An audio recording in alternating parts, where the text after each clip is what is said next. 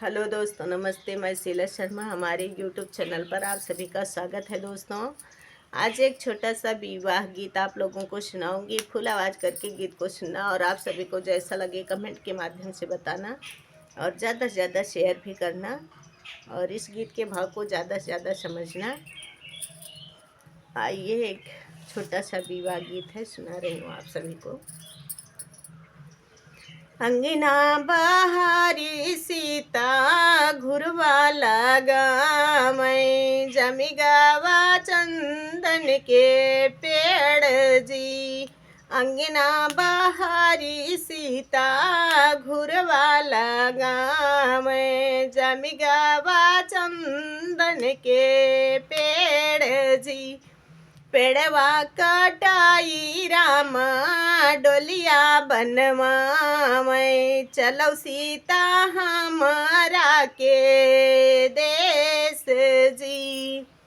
अम्मा कटाई रामा डोलिया सजा, मैं चलो सीता हमारा के देश जी। कैसे के चली रामा तुहरे ने देसेवा, छूटी जाई है माया हमार जी। हमरे ने माया के माया तू कहियू, अपने का दिहू बिसराय जी।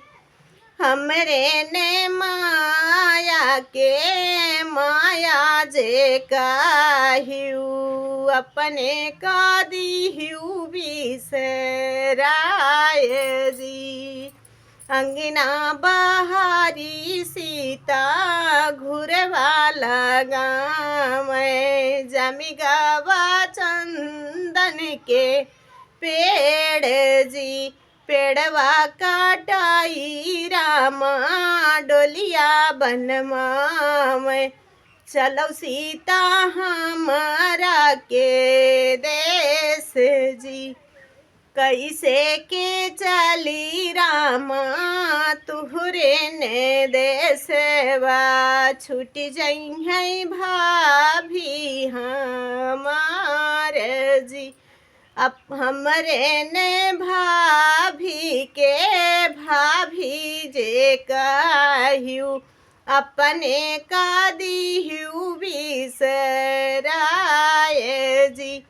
हमरे ने भाभी के भाभी जे कहियू, अपने का दिहू बिसराय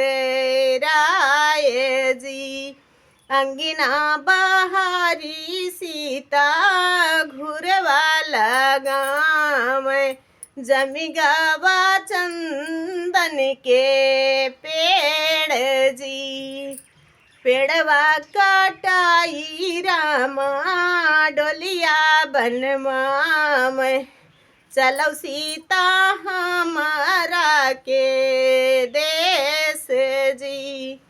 कैसे के चली रामा तुहरे ने देसवा, छुट्टी जई है चाची हमार जी। हमरे न चाची के चाची तू कहियू, अपने का दिहू बिसराय जी।